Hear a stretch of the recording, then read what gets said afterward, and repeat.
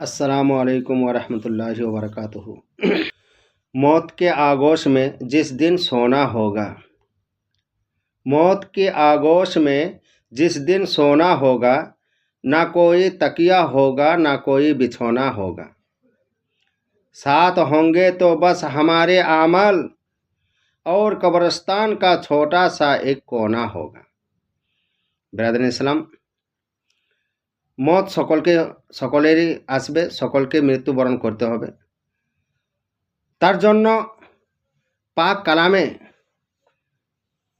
যে কথা বলেছে মতের জন্য আমরা সকলেই জানি, সকলকে মৃত্যুবরণ। কালাম পাকের মধ্যে আল্লাহ পাক তাআলা সমস্ত ইনসানের জন্য কালাম পাক নাজিল, সেটা হলো আল্লাহ পাক তাআলা কালাম পাকের মধ্যে বলেছেন কথা বলার বিষয়ে, কথা বলা শিক্ষা দিয়েছে মানুষকে, মানব জাতিকে। যে কোরআন নিয়ে আজকে আমরা কতই কথাবার্তা বলি, কোরআনে জেহাদির ব্যাপারে কত গায়ের মুসলিমরা মুসলমানদের উপর আঙুল তুলে কোরআনকে ভুল দেখায়, যে কোরআনে কতল করার জন্য শিক্ষা দিয়েছে, কোরআনে মারার জন্য শিক্ষা দিয়েছে। না, কোরআন মারার জন্য শিক্ষা দেয়নি, কোরআন মানুষকে মানুষ বানিয়েছে। কথা বলা কি করে কথা বলতে হয় সেটাও পর্যন্ত শিক্ষা দিয়েছে। সেই কোরআনে কি করে একজনকে কতল করার জন্য বলতে পারে বিনা কারণে, বিনা দোষে? আশ্চর্য। তো ব্রাদার ইসলাম, যাক, কথা বাড়াবার দরকার নেই। আমি আপনাদেরকে কোরআন হইতে যে আল্লাহ পাক তাআলা মানুষকে কথা বলা শিক্ষা দিয়েছে সেই সম্পর্কে সেই কয়েকটা কথা বলছি। আল্লাহ পাক তাআলা কোরআন পাকের মধ্যে বলেছেন কথা বলার আগে সালাম দাও। কারোর সঙ্গে কথা বলার আগে তাকে সালাম দাও। কোথায় বলেছে? সূরা নূর 61 নম্বর আয়াত। সূরা নূরে আল্লাহ পাক তাআলা বলেছেন যে কথা বলার আগে সালাম দাও।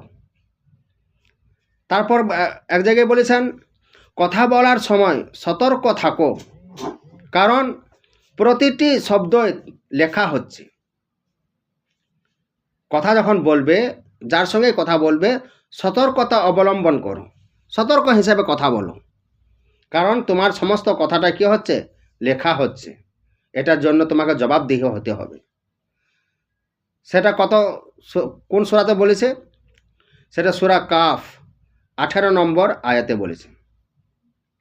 তারপর আরও আল্লাহ পাক তাআলা কি বললেন? সুন্দর ও উত্তমভাবে কথা বলো। সুন্দরভাবে, যে কোরআনে কথা বলাটাকে সুন্দরভাবে বলতে বলেছে, সে কোরআনে কি করে বলতে পারে যে মানুষকে ধরো আর কাটো? এটা আমরা শুধু মুসলমানকে হেনস্থা করার জন্য আমরা এই সমস্ত কথাগুলো বলি। তো কি বলেছে? যে সুন্দর ও উত্তমভাবে কথা বলো। সেটা সূরা বাকারা 83 নম্বর আয়াতে বলেছেন আল্লাহ। সূরা বাকারা 83 নম্বর আয়াত। আর কি বললেন? অনর্থক ও বাজে কথা থেকে বিরত থাকো। অনর্থক এবং বাজে কথা থেকে, হা হা হি হি, অনর্থকভাবে যা এলো মুখে বলে দিলাম, কিছু ভাবলাম না, সে সমস্ত কথা থেকে কি থাকো? বিরত থাকো। আল্লাহ পাক তাআলা কালাম পাকের মধ্যে বললেন। সেটা কোন সূরাতে বললেন? সূরা মুমিনুন। সূরা মুমিনুনে বললেন 3 নম্বর আয়াতে। আর কি বললেন? কণ্ঠস্বর নিচে রাখো। তুমি যে যার সঙ্গে কথা বলছো, তুমি আওয়াজটা, তোমার আওয়াজের ভঙ্গিটা, কথা বলার ভঙ্গিটা নিচে রাখো, নম্রতা রাখো। যে কালাম পাকে কথা বলাটাকে নম্রত রাখতে বলেছে কথা বলার জন্য, সেই কালাম পাকের জন্য আজ আমরা কতই আঙ্গুল উঠাচ্ছি। তো সেই এই যে বলেছে কণ্ঠস্বর নিচু রাখো, এটা কোন সূরাতে বলেছে? সূরা লুকমানে বলেছে 19 নম্বর আয়াত। সূরা লুকমান 19 নম্বর আয়াত। আর কি বলেছেন? বুদ্ধি ও চিন্তা ব্যবহার করে কথা বলো। মানে চিন্তা ফিকির করে কথাটা বলো। যা এলো মুখে বলে দিলাম তা করো না, বুদ্ধি ও চিন্তা করে কথা বলো। এটা কত নম্বর সূরাতে বলেছে? কোন সূরাতে বলেছে? সেটা বলেছে সূরা নামাল 125 নম্বর আয়াতে। সূরা নামাল 125 নম্বর আয়াতে বলেছে যে বুদ্ধি ও চিন্তা ব্যবহার করে কথা বলো। আর কি বলেছেন? গাধার মতো কর্কশ স্বরে কথা বলো না। গাধার মতো কর্কশ স্বর, গাধা যেমন চিল্লাইলে শুনতে ভাল লাগে না, কানে মনে হয় কি যে কেউ যেন গরম তেল ঢেলে দিল, শুনতে মন যায় না। বলছে সেরকম সুর করে কথা বলো না। মানুষের সঙ্গে কথা বলবে ভালো নম্রতার সাথে কথা বলো। সেটা কত নম্বর আয়াতে বলেছে, কত নম্বর সূরাতে বলেছে? সূরার নাম হলো সূরা লুকমান, আয়াত নম্বর হলো 19। তারপর কি বললেন? মূর্খ ও অজ্ঞদের সঙ্গে ঝগড়া নয়।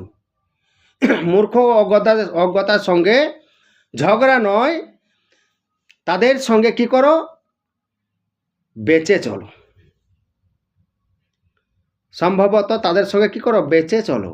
তাদের সঙ্গে হুজ্জতি হাঙ্গামা ঝগড়া করো না, বিবাদে যেও না, তর্কতে যেও না, তাদের কাছ থেকে এড়িয়ে চলো। ব্রাদার ইসলাম, এটা সূরা ফুরকানে 63 নম্বর আয়াতে বলেছে। তো ব্রাদার ইসলাম, আমরা যদি কোরআন পড়ি আর কোরআনকে যদি বুঝি, তাহলে আমরা কখনোই কোরআনের উপর আঙুল তুলব না, আর আমরা মানুষের মতো মানুষ হব। আল্লাহ পাক তাআলা আমাদের সকলকে কোরআন বোঝা, পড়া এবং বোঝার তৌফিক দান করুক। ওয়া আখিরু দাওয়ানা আনিল হামদুলিল্লাহি রাব্বিল আলামিন।